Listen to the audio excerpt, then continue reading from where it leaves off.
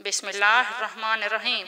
ایک دفعہ کا ذکر ہے کہ جب حضرت نوح علیہ السلام کشتی بنا رہے تھے تو ایک مومنہ عورت روز اللہ کے نبی کے پاس اپنی گٹھڑی لے کر آتی اور کہتی، اے اللہ کے نبی، کب کشتی نوح روانہ ہوگی؟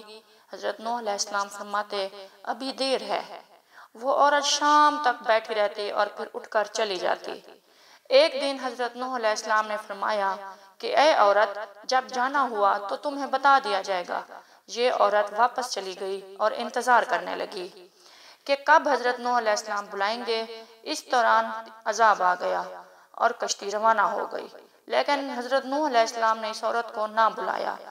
ظاہری طور پر حضرت نوح علیہ السلام کو اس کو بلانا بھلا دیا گیا تھا۔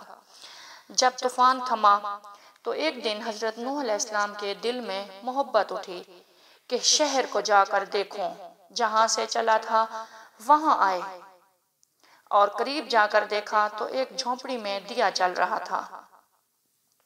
حضرت نوح علیہ السلام یہ دیکھ کر چونک گئے کہ روئے زمین پر کون سا ایسا گھر ہے کہ اتنے عظیم طوفان کے بعد بھی جس میں چراغ جل رہا ہے۔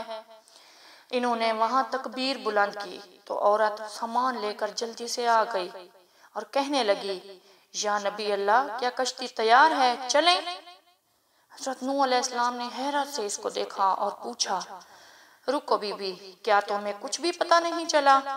وہ عورت کہنے لگی، یا نبی اللہ، کیا نہیں پتہ چلا؟ حضرت نوح علیہ السلام نے کہا، اتنا بڑا سیلاب آیا، بارش آئی، تمہیں کچھ بھی نہیں پتہ چلا؟ بوڑھی عورت کہنے لگی، یا نبی اللہ، بس ایک دن بادل گرجے تھے ہلکے سے اور ہلکی سی پھوار پڑی تھی۔ حضرت نوح علیہ السلام نے حیران ہو کر آسمان کی طرف دیکھا اور فرمایا، میرے اللہ، یہ کیا ماجرا ہے؟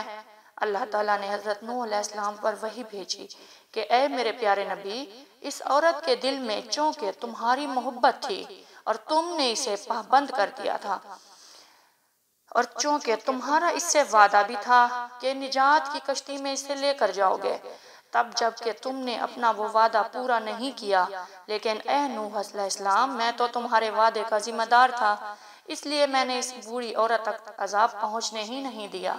سبحان اللہ۔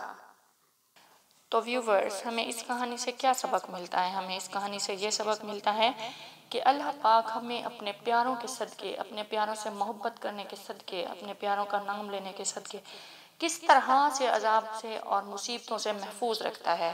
اگر آپ کو یہ کہانی پسند آئی ہے تو اس طرح کی مزید کہانیوں کو دیکھنے کے لیے، سننے کے لیے ہمارا چینل کو اسلامی قصے کو سبسکرائب کر دیں، لائک کر دیں اور ایک پیارا سا کمنٹ دے دیں اور بیل آئیکن دبانا بالکل نہ بھولیے گا۔ شکریہ۔